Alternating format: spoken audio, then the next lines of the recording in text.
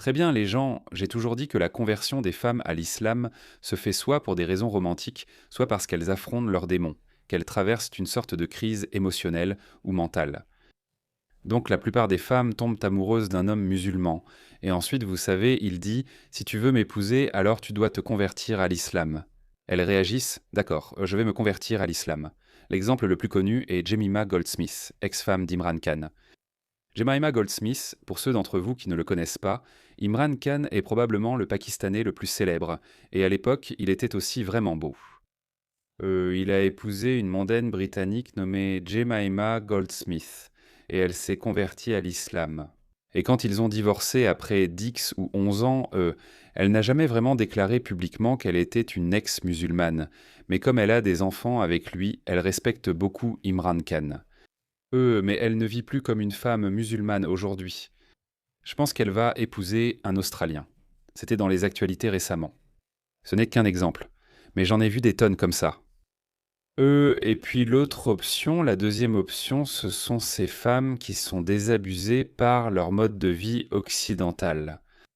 Vous savez, elles ont l'impression d'avoir été lésées et plaidées par les hommes occidentaux, ou qu'elles ont été utilisées dans les boîtes de nuit, ou que leur mode de vie festif n'était pas assez bien pour elles, ou que leur mode de vie festif ne leur convenait pas. Elles se sentaient dévalorisées. Soudain, elles découvrent l'islam où elles se sentent traitées comme des reines, du moins le croient-elles. Mais j'ai en fait interviewé une femme américaine qui a vécu une situation similaire. Parce que l'islam est très prédateur, il vous dit simplement que « Hey, vous savez, l'islam est beau. Nous prenons soin des femmes, nous les traitons comme des reines. » Blablabla, bla bla, toutes les bêtises habituelles. Mais en réalité, c'est tout sauf ça. C'est une religion hautement patriarcale, c'est misogyne. Les femmes sont encouragées à rester à la maison. Les femmes,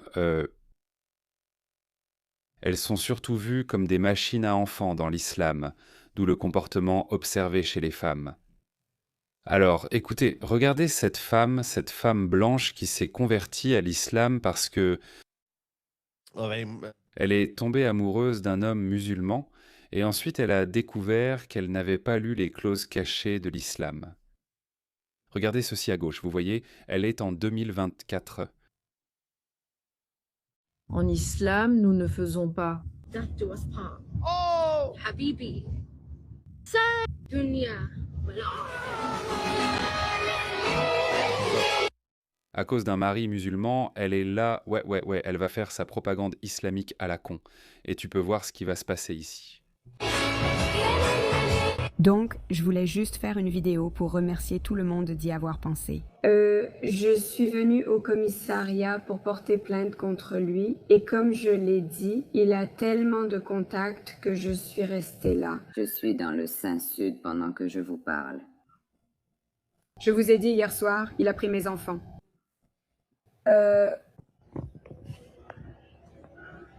Je savais que ça arriverait et tout ce dont j'avais peur.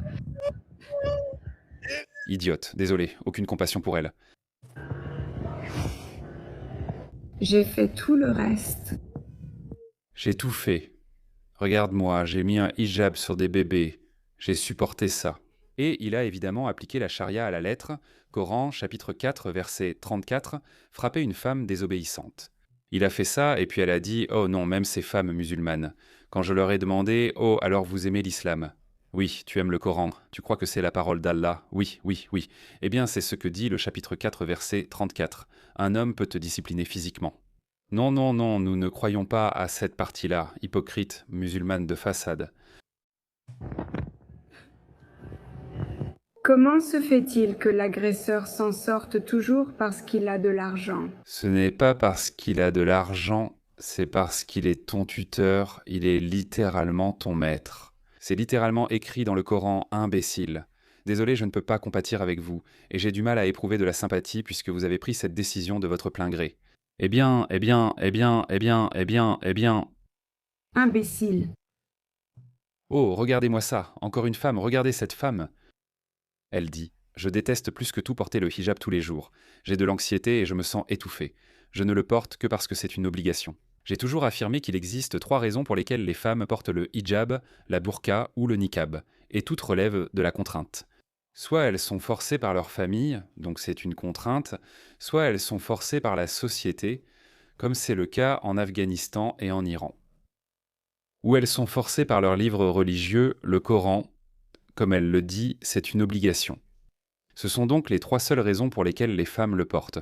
Aucune femme ne dit spontanément « Oui, j'adore porter un niqab, m'habiller comme une guerrière ninja dans un sac poubelle ». Aucune femme ne dit ça, aucune femme ne le porte volontairement. Et c'est pour cette raison que, lorsque les Américains ont pris le contrôle de l'Afghanistan, soudainement on a commencé à voir des femmes sans ces vêtements bleus dégoûtants. Burqos, donc écoutez-la. J'en suis vraiment bien consciente. Ah, je déteste ça. Il n'y a rien que je déteste plus que de porter le hijab tous les jours. Tu sais, quand je sors de la maison, tout ce à quoi je pense, c'est oh, tu sais, quand le vent souffle et que je suis comme ça. Tout ce à quoi je pense, c'est oh, tu sais, quand je ressens la moindre. Ça ne va pas bien finir? Le mouvement de l'écharpe sur ma tête me perturbe vraiment. Je n'arrive pas à le supporter. Chaque fois que je me réveille et que je. Oh mon Dieu, je viens de penser à quelque chose de tellement drôle. Laisse-moi aller sur TikTok et le poster. Et puis je me dis, oh, mais il faut d'abord que je mette le foulard. Je me dis, oh, je porte le hijab parce que c'est une obligation pour moi et pour aucune autre raison.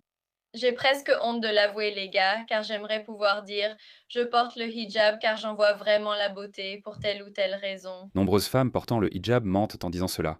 Regardez, n'est-ce pas magnifique? J'adore être traitée comme une reine.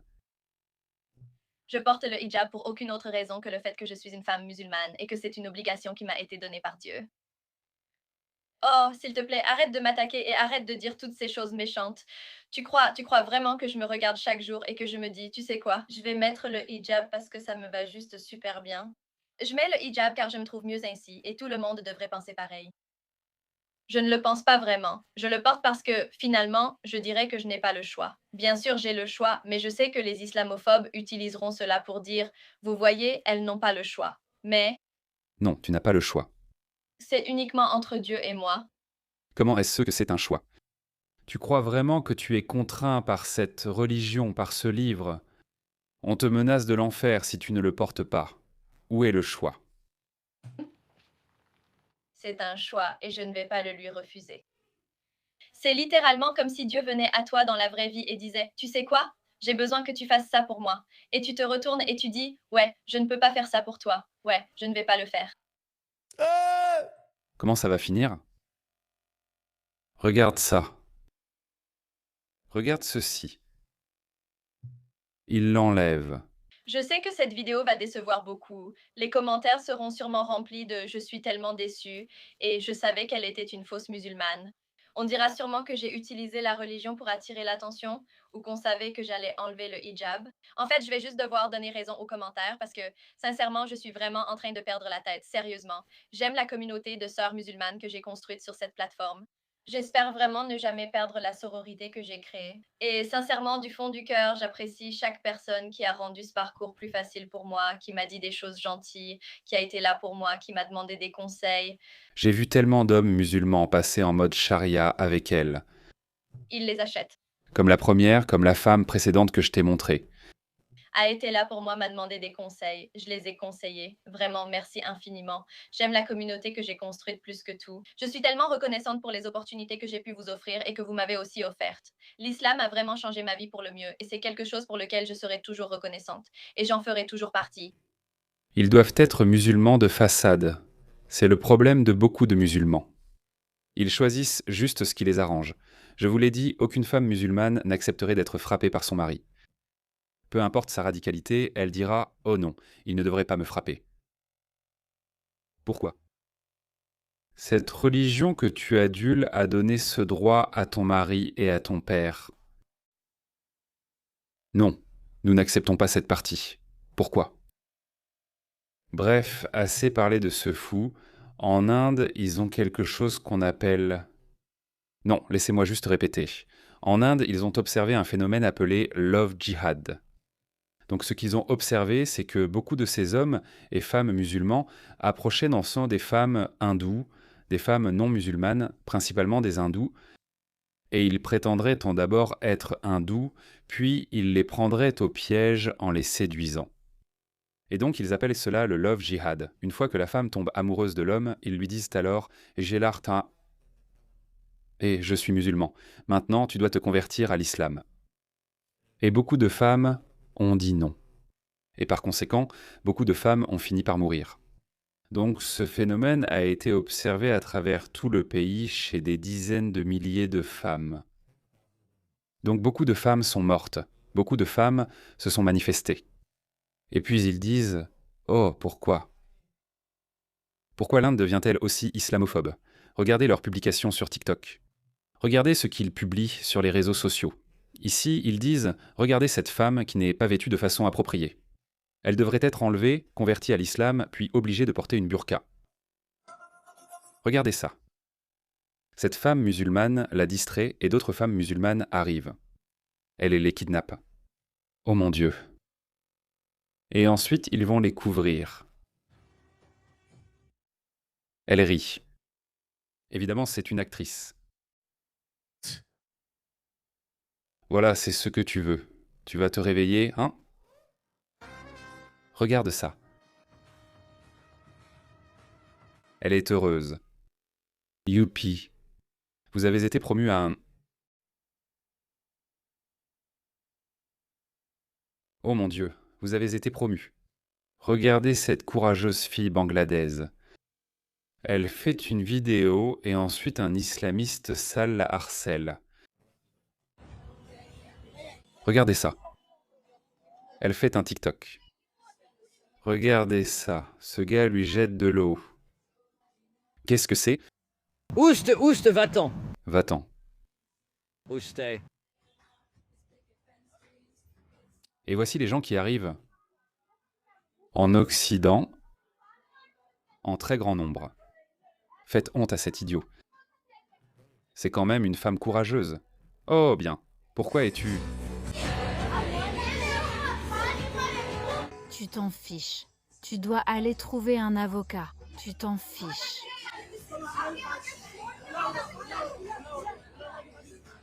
Oh, cette femme défend aussi cette femme. Bien joué. Oh non. Attends. Ça doit être une vieille vidéo parce que je pense que le Bangladesh s'est davantage islamisé depuis.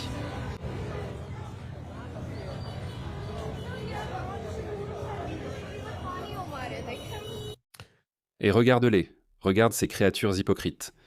Un qui ressemble. Un homme bangladais. Regarde ce qu'il regarde sur son écran. Regarde ça.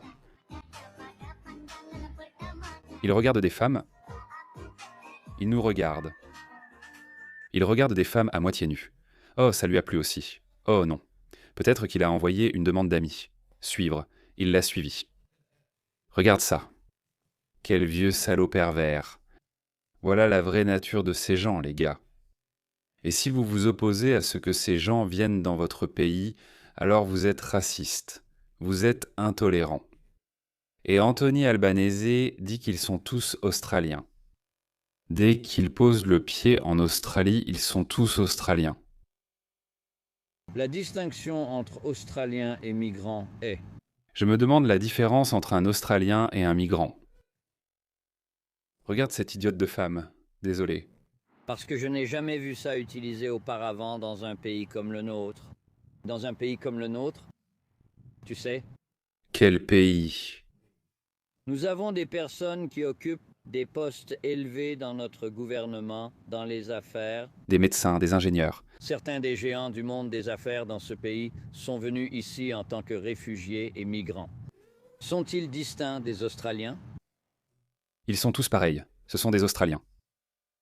Ce vieil homme que je t'ai montré, dès qu'il pose le pied en Australie, c'est Steve Irwin.